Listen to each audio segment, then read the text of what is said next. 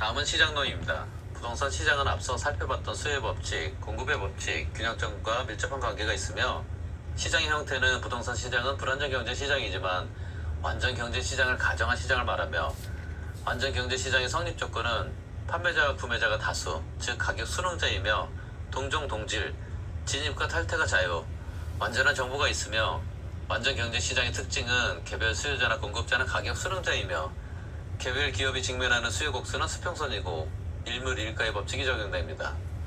불안정 경제 시장의 성립 조건은 판매자와 구매자가 소수, 즉 가격 결정자이며 동종 이질, 진입과 탈퇴가 제한, 불완전한 정보 등이 성립 조건입니다.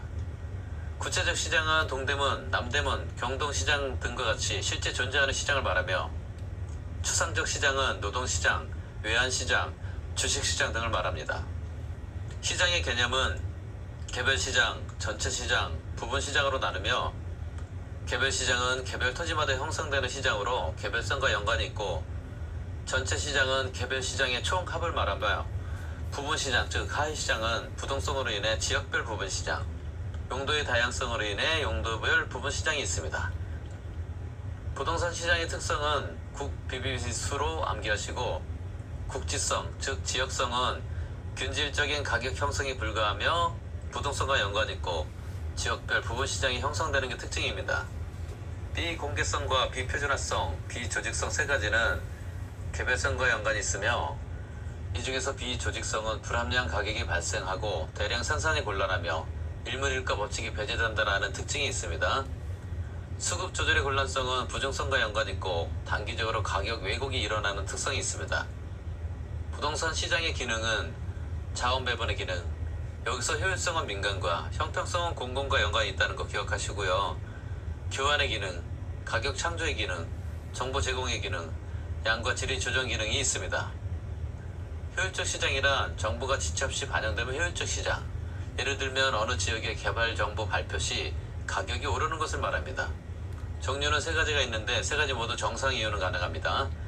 약성 효율적 시장은 과거 정보만 반영하고 기술적 분석을 하며 현재의 시장 가치가 과거의 추세를 충분히 반영하는 시장을 말하며 과거 정보로는 초과 이윤은 불가능하며 현재나 미래의 정보로 초과 이윤을 획득할 수 있습니다. 중간성 효율적 시장은 과거와 현재 정보를 반영하고 기본적 분석을 하며 새로운 정보가 공표되는 즉시 시장 가치에 반영하며 과거와 현재 정보로는 초과 이윤은 불가능하며 미래의 정보로 초과 이윤이 가능합니다.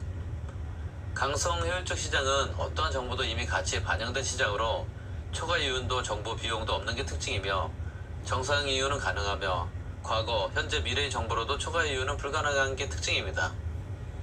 할당 효율적 시장은 완전 경쟁으로 초과 이윤이 없는 상태를 말하며 완전 경쟁 시장은 항상 할당 효율적 시장이며 불완전 시장이라도 정보 가치와 정보 비용이 같다면 할당 효율적일 수 있으며 부동산 투기가 성립하는 초과 이윤이 발생하는 이유는 시장이 할당 효율적이지 못하기 때문이며 즉 투기는 불완전하기보다는 할당 효율적이지 못하기 때문이다 라고 보시면 되겠습니다.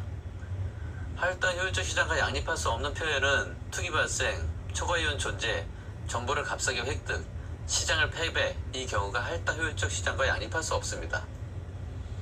주택시장 분석이란 주택 수요와 주택 소요가 있는데 먼저 주택 수요는 구매력이 있는 수요자가 시장 경제 원리에 의하여 주택을 사려하는 것이며 시장 경제상의 개념이고 시장 경제 원리에 방임하는 것이고 경제적 기능이 강조되며 구매력이 있는 중산층 이상의 계층에 해당하며 아파트 분양 신청 등에 해당합니다.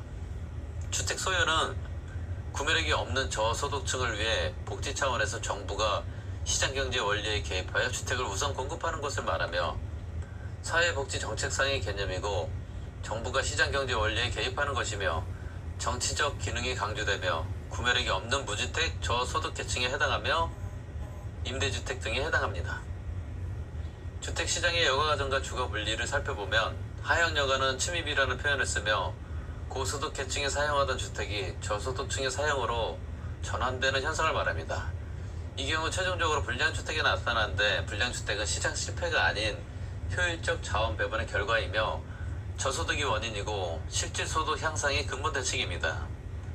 상향여가 저소득 계층이 사용하던 주택 등이 재개발 등으로 고소득층의 사용으로 전환되는 현상을 말하며 주거분리란 저소득층의 주거지역과 고소득층의 주거지역이 서로 나뉘고 있는 현상이며, 고가주택은 신축을 통한 공급을 말하고 단기에는 하향료가 발생으로 주택이 부족하고 임대료가 상승하며 초과이윤 발생의 과정을 거치지만, 장기에는 기업이 진입함으로 공급이 증가되고 임대료가 하락함으로 그러므로 초과이윤이 소멸하게 됩니다. 저가주택은 하향여가를 통한 공급을 말하며 단기에는 임대료 보조로 수요가 증가하고 임대료가 상승하며 초과이윤 발생의 과정을 거치지만, 장기에는 하향여가 발생으로 공급이 증가하고 임대료가 하락하고 그러므로 초과이윤은 소멸하게 됩니다.